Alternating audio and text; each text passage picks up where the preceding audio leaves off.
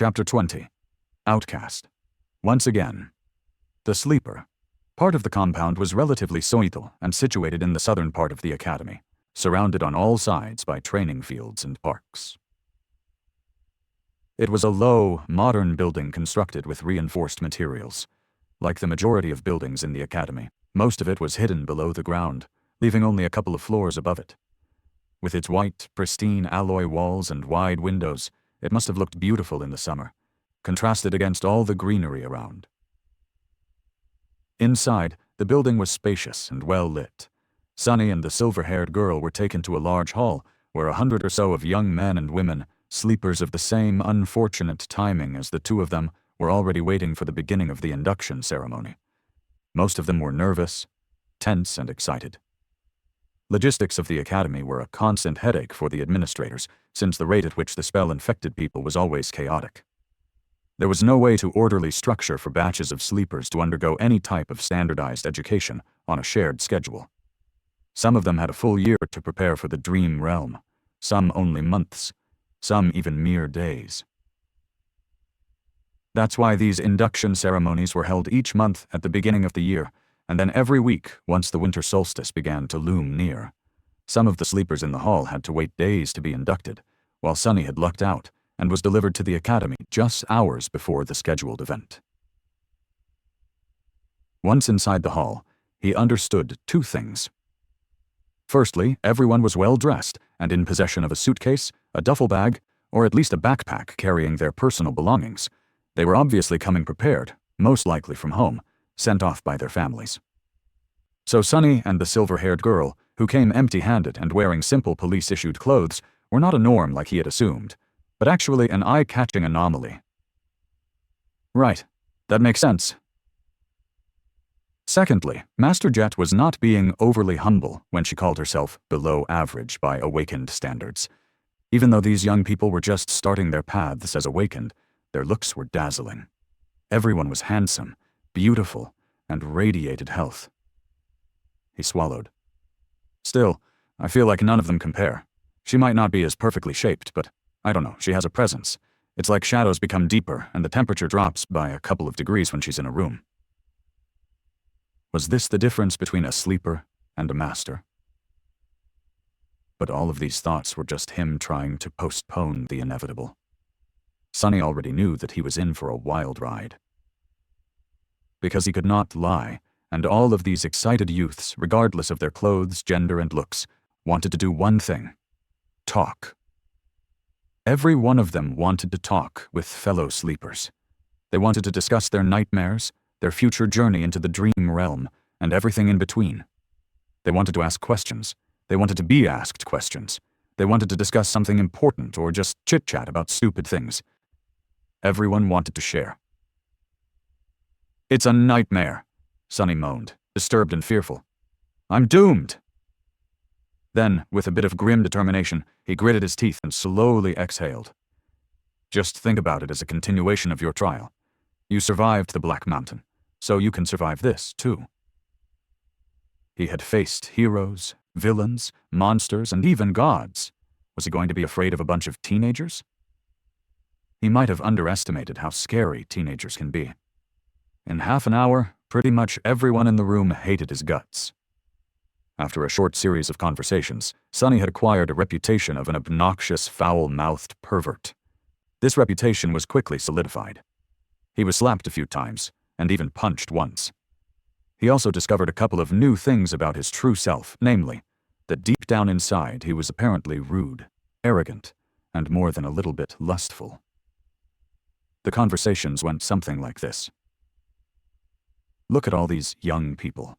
How many do you think will return from the dream realm? How many will perish?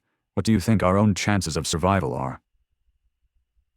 "I don't know, but I'm pretty sure that a pompous fool like you will die first." Or, "I even received an armor-type memory in my nightmare. It's an enchanted robe. Would you like to see?" "Actually, I would prefer to see you without a robe." Or, "Then those lowlifes began to rob the bodies. It was disgusting. They even took their shoes. What kind of degenerate would take a dead man's shoes? I once killed a man and took his boots. They were nice boots." What? You killed someone just for a pair of boots? Of course not. There were other reasons. I also took his cloak. Once again an outcast, Sonny was eventually left alone. People seemed to be avoiding him. Unperturbed, he found a quiet corner and stood there, glad that no one wanted to talk to him anymore. His face hurt, and there was blood dripping from his nose. Being ostracized from a group was nothing new, but it still stung. However, he was smiling. Because in the process of turning the whole batch of sleepers against himself, Sonny had discovered something vital. He learned how to control his flaw. Once asked a question, he could not keep quiet. He also couldn't lie. However, after a lot of experimentation, Sonny had found out that with a bit of practice, he could influence the exact way the truth eventually came out. It was like this. After receiving a question, his mind automatically produced a truthful answer. After that, the flaw would force him to say that answer aloud. Refusal to speak would result in the buildup of pressure, then piercing pain. The longer he kept quiet, the worse the pain would become. Eventually, he would have to surrender and reveal the truth. However, in these moments between receiving the question and surrendering to the pain, the actual wording of the answer could be changed. The more it strayed from the initial thought, the more resistance he would meet once again in the form of pressure, then pain. It still had to be truthful, but it didn't have to be so stark.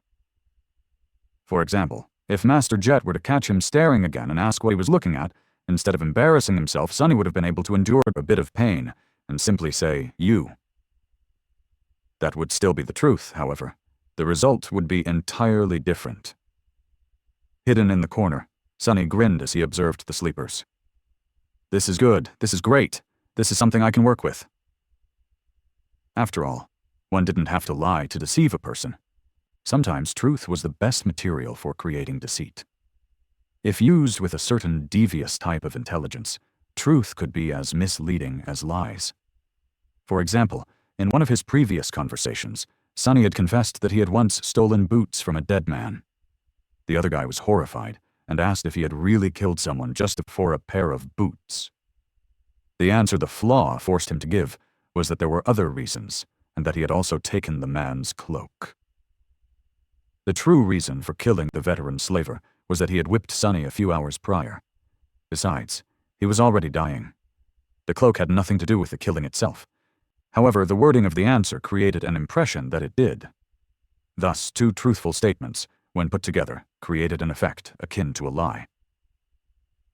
This was just a simple example. With a lot of effort and intense thinking, Sonny could create other types of manipulative truths. It was going to be extremely difficult and risky, but it could be done. He just needed a bit of luck. It was time to put his theory to practice. Sonny didn't forget what his main goal was: to make sure that no one ever finds out his true name. To achieve that, he had to create an impression that he was the most pathetic, weak person in this whole building. Someone who would never receive a positive appraisal, let alone a divine aspect and a true name. However, since this would be a lie, he couldn't just go and say it. So, how was he to convince everyone that he definitely did not have a powerful aspect and an impressive record with the spell? His eyes fell on a particular group of sleepers. There were 5 or 6 of them, gathered around a tall, confident young man.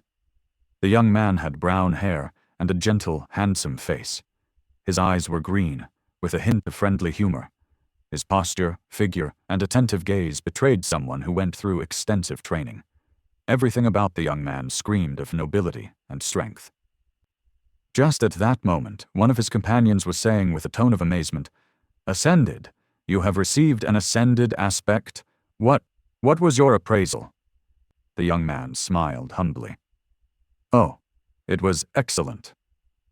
Sonny stopped in front of the group, as though by accident. After hearing the young man's answer, he frowned and looked at him with disdain. Then, with a voice full of utter bewilderment, Sonny said, "Ascended, excellent. That's it? What's the big deal?"